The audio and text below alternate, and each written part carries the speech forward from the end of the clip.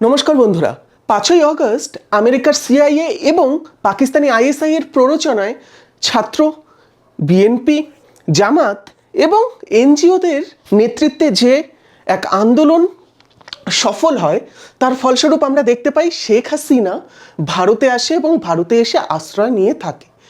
But last কিছুদিন ধরে continuously Mohammad ইউনূসের যে গভর্নমেন্ট আছে তারা ভারতকে বলছে যে বাংলাদেশকে শেখ হাসিনাকে ফিরিয়ে দিতে। শেখ হাসিনা বাংলাদেশে ফিরে যাবার পর সেখানে তাদের যে ওয়ার ট্রিব্যুনাল আছে সেখানে তার এগেনস্টে ওয়ার ক্রাইমস যে প্লট করা হয়েছে সেগুলোর শাস্তি তাকে পেতে হবে। তো প্রশ্ন হলো, ভারত কি তাকে দেবে? আমি বলছি দেবে না। চলো তাহলে এর কারণগুলো দেখা যাক। বাট সর্বপ্রথম আমরা যদি লক্ষ্য করি, শেখ হাসিনা ভারতে অলরেডি এসে গিয়েছিল এবং সেখান থেকে ইউকেতে যাবার কথা ছিল। বাট আমেরিকার যেহেতু খুবই ভালো বন্ধুরাষ্ট্র ইউকে, তাই ইউকে তাকে সেখানে যেতে দেয়নি, যার ফলস্বরূপ ভারতই তাকে বাধ্য হয়ে আশ্রয় দিয়েছে এবং তিনি ভারতেই আছেন এবং তার সেফটি কনসার্নসের জন্য তাকে কিন্তু কোথায় রাখা হয়েছে সেটা ডিসক্লোজ করা হচ্ছে না। কিন্তু তার পরবর্তীতে আমরা যখন লক্ষ্য করতে পারি বাংলাদেশ থেকে শেখ হাসিনা এসে যায়, সেই সময়ে আমরা দেখি তথাকথিত একজন ইকোনমিস্ট মোহাম্মদ ইউনূস যে আছে তার নেতৃত্বে শুরুতে 17-18 জন নিয়ে এবং পরবর্তীতে সেটাকে আরও এক্সপ্যান্ড করে একটা ইন্টারিম গভর্নমেন্ট কিন্তু তৈরি করা হয়, একটা অন্তর্বর্তী সরকার তৈরি করা হয়, যেটা বাংলাদেশকে শাসন করবার কথা ছিল। এবং সে কতটা মিসরোল করছে সেটা আমরা রিসেন্টলি বিভিন্ন যে মাইনরিটিসের ওপরে অত্যাচার হচ্ছে এবং তার পাশাপাশি শাসনের যে অবস্থা, বন্যার ক্ষেত্রে তার যে ম্যানেজমেন্ট, সেটা দেখে বুঝতেই পারছি। এই পরিস্থিতিতে আমরা দেখতে পাই যে বাংলাদেশে সেই যে ছাত্র আন্দোলন তথাকথিত, সেখানে বাংলাদেশের সরকার দ্বারা বিভিন্ন যে গোলাগুলি হয়েছে এবং সেটাকে রোকবার যে চেষ্টা হয়েছে, সেটাতে অলমোস্ট 450 জনের মতো কিন্তু মারা গিয়েছে। আনঅফিসিয়ালি রেকর্ডটা প্রায় 600 জনের মতো। এই যে এতগুলো মৃত্যু হয়েছে, এর দায় সম্পূর্ণভাবে আমাদের আওয়ামী লীগ যে আছে সেই গভর্নমেন্টের ওপরে দেওয়া হয়েছে।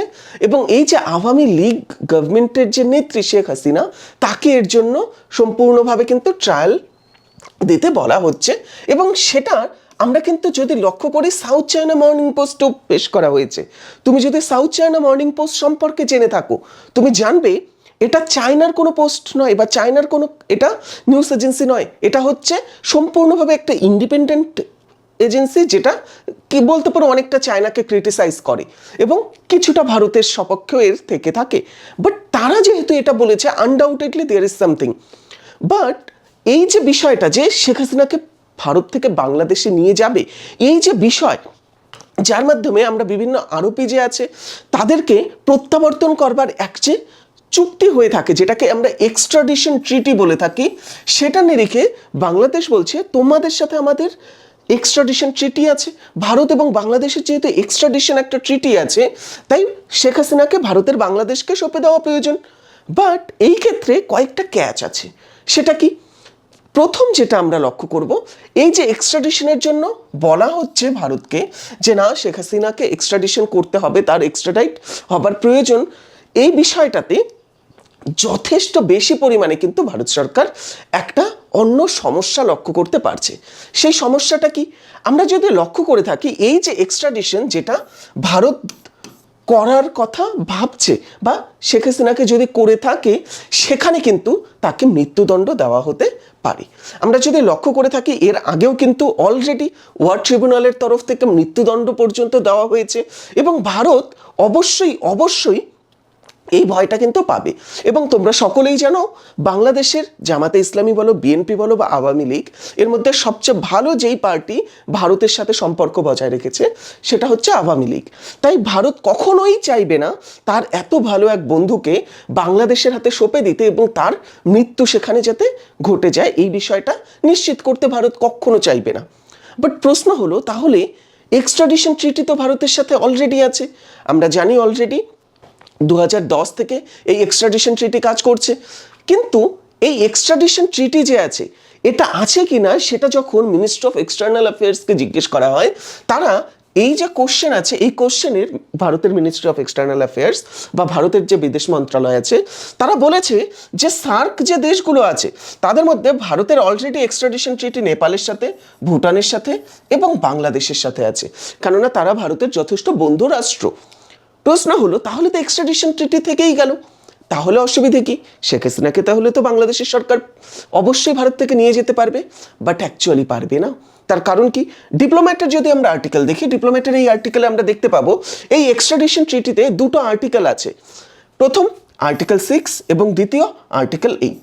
এই যে আর্টিকেল 6 আছে এখানে বলেছে যে যে কোনো একটা দেশ অন্য যে দেশ আছে যার সাথে এক্সট্রাডিশন ট্রিটি আছে তাকে বলতে পারে যে আমি তাকে ফিরিয়ে দেব না যদি দেখা যায় এই যে অফেন্সগুলো যেটা তার এগেনস্টে আনা হয়েছে, অর্থাৎ এই যে মিথ্যা মামলা যেগুলো আনা হয়েছে শেখ হাসিনার এগেনস্টে, সেটা যদি মনে হয় কোনো পলিটিক্যাল নেচারে, অর্থাৎ কোনো পলিটিক্যাল পার্টি পাওয়ারে এসছে তাই সে বলছে যে না অন্য যে আছে তাকে এবার আমাকে ফেরত দাও, এবার তার আমি বলি চড়াবো, তাহলে সেটা দেবে না। কেননা পলিটিক্যাল যখন কেউ অ্যাসাইলাম নিয়ে থাকবে সেই ক্ষেত্রে তাকে ফিরিয়ে দেওয়ার মানে হয় না, সহজভাবে হচ্ছে তাকে তাহলে বলের পাঠা করে দাও, যেটা করা পসিবল নয়। একই রকমভাবে আর্টিকেল 8 যে আছে এখানেও দেখা যায় যে যদি এই যে দোষারোপগুলো, অ্যাকুইজিশনগুলো যদি মনে হয় যেই দেশের কাছে কোনো একজন ব্যক্তি আছে তার যদি মনে হয় যেই অ্যাকুইজিশনগুলো আনা হয়েছে সেটা গুড ফেথ থেকে আনা হয়নি, অর্থাৎ ভালো মনে ভালো মস্তিষ্কের প্রসূত এটা নয়, এটা কোনো খারাপ কথা ভেবে তার এগেনস্টে কোনো পার্সোনাল ভিন্ডিকটিভ পলিটিক্স নিয়ে যদি এটা আনা হয়ে থাকে তাহলেও কিন্তু এটাকে কমপ্লিটলি ডিনাই করা যেতে পারে। এবং তোমার কি মনে হয় এই যে দুটো আর্টিকেল আছে এর মধ্যে কোনোটাকে ভারত ইনভোক করবে না? অবশ্যই করবে। এই হিসেবে আমরা লক্ষ্য করতে পারবো ভারত এটা আরও বেশি করবে। তার কারণ হলো এর আগে 2013-তে অলরেডি এই যে ওয়ার্ল্ড ট্রিব্যুনাল আছে এটার দ্বারাই কিন্তু একজনকে অলরেডি মৃত্যুদণ্ড দেওয়া হয়েছে এবং শেখ হাসিনাও এই ক্ষেত্রে এর ব্যতিক্রম হবে না, এটা অলমোস্ট নিশ্চিত। তাই ভারত সরকার কখনোই তাকে ফিরিয়ে দেবে না, এটা অলমোস্ট ধরে রাখতে পারো। ইনফ্যাক্ট আমরা যদি হেন অনলাইনের ক্ষেত্রেও দেখে থাকি এখানেও আমরা লক্ষ্য করতে পারবো যে অবশ্যই কিন্তু এই যে ডেথ সেন্টেন্স আছে এটা দেওয়া ঠিক নয়, এই আর্টিকেলে সেটা কিন্তু খুব ভালো মতো তারা বলেছে। তো যদি এর থেকে আমরা একটা বলতে পারো বেসিক সামারি নিতে চাই, আমরা এটা ধরে রাখতে পারি অবশ্যই ভারত কিন্তু শেখ হাসিনাকে ফেরত দেবে না, কেননা এটা তার কাছে একটা অ্যাসেট। ভারত ওয়েট করবে কতক্ষণ পর্যন্ত এই ডক্টর ইউনিসের গভর্নমেন্ট চলতে পারে। এবং তোমরা খুব ভালো মতো জানো আলটিমেটলি যে কোনো গভর্নমেন্ট চলে পলিটিক্যাল উইলের দ্বারা, একাডেমিক বলতে পারো খুব বেশি ব্রিলিয়েন্সের দ্বারা নয়। যদি একাডেমিক ব্রিলিয়েন্সে সত্যি দেশ চালাতে সক্ষম হতো তাহলে প্রত্যেকটা সাকসেসফুল দেশের যে নেতা আছে তারা বড় বড় একাডেমিশিয়ান হতো। একজন ইকোনমিস্ট এবং এই ছোট চুঙ্গপঙ্গ দিয়ে কখনোই দেশ চলে না। তো এই যে বিষয় আছে এটা অবশ্যই কোনো না কোনো সময় সাকাম করবে, ক্রাম্বল করবে এবং সেই সময়ে আওয়ামী লীগ যে আছে সেটা পুনরায় ফিরে আসবে এবং ভারত সরকার যে আছে তার অ্যাকচুয়াল ইচ্ছে যে আছে সেটা বাস্তবায়ন হবে। এবং সেই সময়কে কাজে লাগানোর জন্য ভারতের শেখ হাসিনাকে চাই। তাই ভারত সরকার কখনো শেখ হাসিনাকে ফেরত দেবে না। সেশনটি ভালো লেগে থাকলে অবশ্যই লাইক করে দেবে। ধন্যবাদ।